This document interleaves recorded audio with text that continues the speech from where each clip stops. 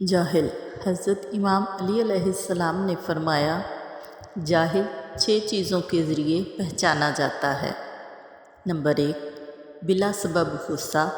Number 2، بلا فائدہ بولنا۔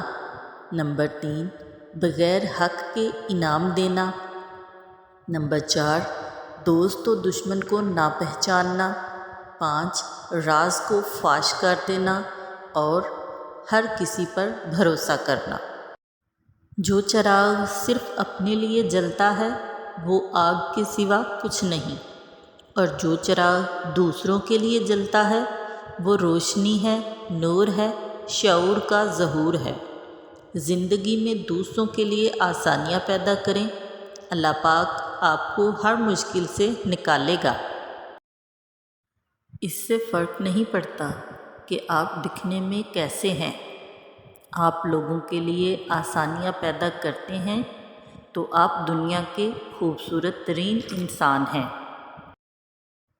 حضرت علی علیہ السلام ابن ابی طالب علیہ السلام نے فرمایا، جو شخص اپنی مفلسی اور فقیری کا اظہار کرتا ہے در حقیقت اپنے آپ کو ذلیل کرتا ہے۔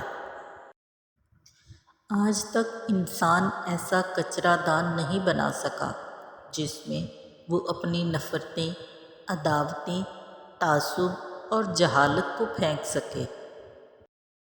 خود پر بھروسہ کرنا سیکھ لو، سہارے کتنے بھی سچے کیوں نہ ہوں ایک دن ساتھ چھوڑ دیتے ہیں۔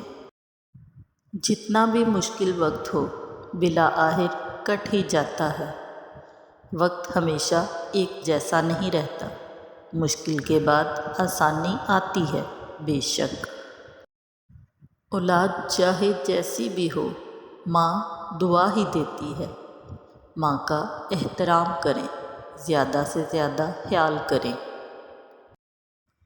حقیقت صرف اتنی ہے کہ سب سے خوبصورت چہرہ وہ ہے جسے مشکل میں آواز دینا آسان لگے، باقی دراز قد، جھیل آنکھیں، گھوری رنگت سب بکواس ہے۔ حضرت علی علیہ السلام نے فرمایا، اگر دنیا فتح کرنا چاہتے ہو تو اپنی آواز میں نرم لہجہ پیدا کرو، اس کا اثر تلوار سے بھی زیادہ ہے۔ 2 چیزیں آپ کی وضاحت کرتی ہیں، ایک صبر جب آپ کے پاس کچھ بھی نہ ہو، دوسرا رویہ جب آپ کے پاس سب کچھ ہو۔ جو وقت دوسروں پر تنقید کرنے میں گزارتے ہیں وہی وقت خود کو سنوارنے میں گزاریں۔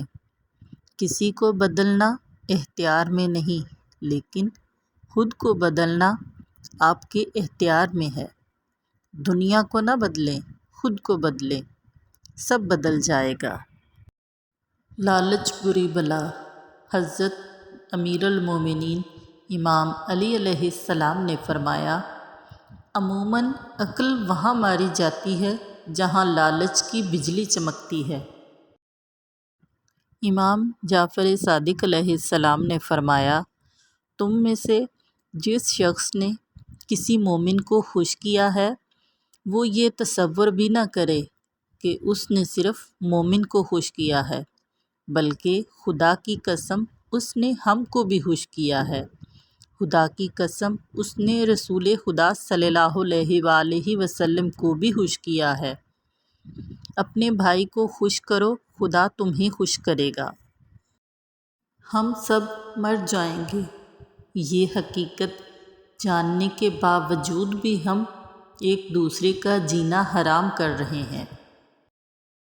نمازوں کو قضا ہونے سے بچانے کے لیے حضرت امام جعفر صادق علیہ السلام کا تعلیم کردہ ایک عمل۔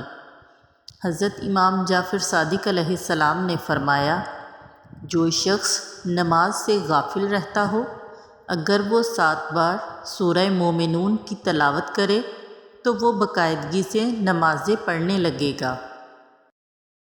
مان رکھنا سیکھیے، زندگی بہت چھوٹی ہے، اور کوشش کریں کہ کسی کا مان، اعتماد، اعتبار نہ ٹوٹنے پائے، کیونکہ وقت تو گزر جاتا ہے لیکن دی ہوئی تلخیوں کے نقش باقی رہ جاتے ہیں۔